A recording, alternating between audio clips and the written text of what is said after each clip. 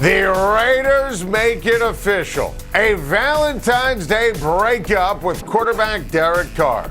The Raiders freed up nearly $30 million in salary cap by releasing the veteran quarterback, as Derek Carr is now able to sign with any NFL team. And look, this was inevitable after the benching last year, and inevitable yesterday, 4 p.m. Eastern Time deadline, with the $40 million due in guaranteed money. But it's still significant news because Derek Carr was fabulous. He was great. And he dealt with a lot of stuff throughout his entire career with the Raiders. Relocation from Oakland to Vegas, which is so difficult on the players, and going from a place in the black hole and in the Bay Area where obviously it's an incredible fan base, and trying to create new fans and buzz in Vegas, including interim coaches. Derek Carr had 6 head coaches. He had 5 different play callers. Derek Carr, throughout his entire Raider career, the Raiders defense ranked 20 through 32.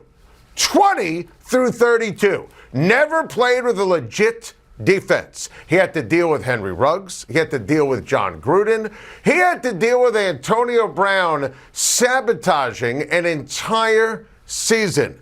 Derek Carr had to deal with a lot. Now, Derek Carr was terrible last year. Worst year of his fantastic career. Let's be honest, and I have to say that as a Derek Carr fan. But with all that said on Carr, I think Derek Carr is still quarterback 8 through 16 in the NFL. Last year was more about Josh McDaniels and issues on defense and the offensive line. And I think Derek Carr, who's free to sign with any team in the NFL, is going to be coveted. And I believe that Derek Carr is akin to Kirk Cousins or Dak Prescott. Look, he visited New Orleans. It didn't work out a trade because they didn't have to. Why give up a third-round pick if he could just sign there? If Derek Carr signs with the Saints or the Panthers, that team is instantly the favorite when you look at it from an NFC South standpoint. I think he'd be great in New Orleans with Olave, and Dennis Allen was his original coach with the Raiders, and they have Kamara and Michael Thomas. Carolina, Frank Reich and company, they're ready to rock and roll. He would make the Jets an instant playoff team. Tennessee also makes a lot of sense. Of course, with the Jets, the complication is they have to wait and see if Aaron Rodgers is going to want to choose them, and that's something we'll get into in a few minutes. But make no mistake, Derek Carr is still fantastic. Derek Carr is still great. Derek Carr going to any of those 4 teams on the board, and for conversation, the Giants and the Buccaneers and the Indianapolis Colts, he can obviously still play, and he obviously is a big-time quarterback. I feel bad for him how it ended in Vegas. He has always handled himself with grace and dignity and aplomb. Whoever gets Derek Carr and signs him to a new deal, I'm telling you right here, right now, Derek Carr will be worth every single penny. Hello, darkness, my old friend.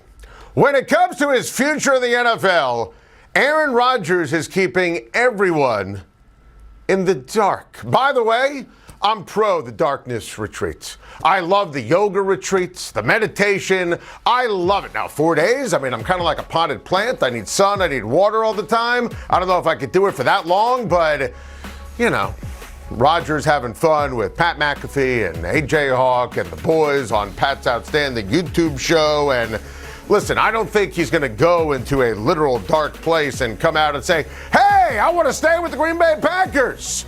But I do think that Aaron Rodgers is searching for clarity on everything. And look, he said fake news that he was going last week. He's going this week. It's always been scheduled. And I think when it's all said and done, we are talking about a living legend, a megastar, one of the most accomplished players in the history of the NFL at the quarterback position. Now, if I'm the Green Bay Packers, I would never trade him. Never trade him. I would keep him, and I would try to win a Super Bowl with him next year. And in the wide-open NFC, of course the Green Bay Packers should keep him, and they could bounce back and trade for DeAndre Hopkins, and it's go time. Reality says Brian Gutekunst won't do that, and they want Jordan Love to play because they drafted him instead of T. Higgins and Michael Pittman in 2020, and that started the slippery slope in the first place. Here's the educated guess.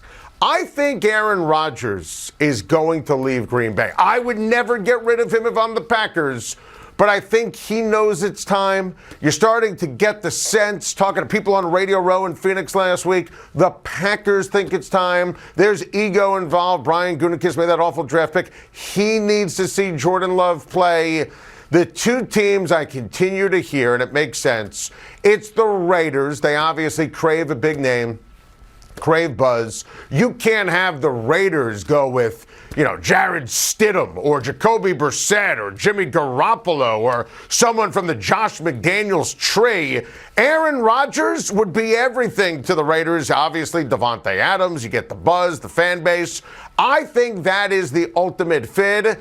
I think the Jets would be dreamy. I said Derek Carr earlier would make the Jets a playoff team. Aaron Rodgers would make them a Super Bowl team. You saw Time to Shine last week. Garrett Wilson was begging Aaron Rodgers to join him in New York. Top 5 defense, great weapons. I don't think that New York would eat him up and spit him out. I think that he would thrive with everything in New York City. If I'm the Packers, I would say, Aaron, you want to stay in the dark? You can do whatever the hell you want, but we're not going to give you up. I don't think the Packers have that kind of intelligence. I think that Aaron Rodgers is going to play football. I don't think there's a chance he retires. The Jets are a distinct possibility. Never rule out a team like the Tennessee Titans. But I think the team for Aaron Rodgers at the end of the day, reuniting with his bestie Davante Adams and joining the Raiders. Patrick Mahomes isn't ready to say dynasty, but I will. On the day of the Chiefs parade, and everyone loves a parade except for me, I get claustrophobic and, I have to go to the bathroom every 45 minutes. But everyone else loves a parade. I'm very comfortable calling this a mini-dynasty already. 5 years. 5 years for Patrick Mahomes as a starting quarterback. He's won 2 Super Bowls. This was supposed to be a rebuilding year, retooling year. They traded Tyreek Hill. They won a championship in the rebuilding year. 5 AFC title games. They go to 3 Super Bowls. They make 2 Super Bowls. I mean, look at the board. You can debate what this stacks up against. This is a dynasty. How else do you frame it? And here's the beauty of the Kansas City Chiefs. They're not slowing down anytime soon. I mean, we'll talk about the Bills and talk about the Bengals and talk about the Chargers and improvements and a great offseason. And Andy Reid and Patrick Mahomes have to be laughing because all the Chiefs do, win. The stars come to play. And as long as Mahomes is there, Kelsey is there, Chris Jones is there, Frank Clark is there, Chiefs are going to win again. So I know that Patrick wasn't comfortable saying dynasty. I'm not stacking it up with the New England Patriots, greatest dynasty in the history of sports. I'm not going to stack it up with the Cowboys necessarily when they won the 3 Super Bowls in the early 90s or, the Steel Curtain. I'm not ready to do that. But without question, this is a mini dynasty, and it's more proof in terms of the genius and the legacy of Andy Reid and Patrick Mahomes. Welcome back. Time to Shine. Plenty of midweek musings on a Wednesday, starting with the Philadelphia Eagles, who I don't think have a chance to be the favorites in the NFC next season. Philly lost both coordinators on one day, and it's a big deal. Steichen was a tremendous offensive coordinator and Gannon a sensational defensive coordinator. Losing both coordinators, that is a really big deal. And frankly, I think that Gannon did a brilliant job with the defense, and Steichen maximized all those great parts and really was instrumental in helping Jalen Hurts reach his ability to become a star. And nobody wants to hear this, but the season was fluky. I'll say it. The season, 3rd easiest regular season schedule. The NFC Championship game didn't count. Give them all the credit in the world for the record in the 1-score games in the regular season. They had the Super Bowl up by 10. Patrick Mahomes got hurt. They had it. They blew it. San Francisco is going to be the favorite to represent the NFC in the Super Bowl next year. NFC East is tough. Packers, if they keep Rodgers, could bounce back. Rams could bounce back. Listen, that was a fluky year. And I don't see with Nick Sirianni, who was terrible in the Super Bowl, and he's just unlikable with his personality, Philly's not getting back to Super Bowl Sunday. Philly's loss is Indianapolis's game, as the Colts introduced the aforementioned Schein Steichen as their new head coach on Tuesday. It's a great hire. Now, go get a quarterback. Schein Steichen is so well respected, and he did a great job, as we mentioned, in Philly. Also before that with the Chargers, Phillip Rivers loved him. Justin Herbert loved him. The Indianapolis pass offense has been brutal, and now they're going to draft the quarterback, and I guarantee they're going to find a way, even if they have to trade up, to get Bryce Young or C.J. Stroud. I know some people think that Levis or Richardson could be good in his system, and sure, can be. But I'm telling you, with the talent on that team, and they needed a coach. I mean, Jeff Saturday? Yikes. Don't be surprised when Schein Steichen has the Indianapolis Colts headed in the right direction, knocking on the door for the playoffs this season.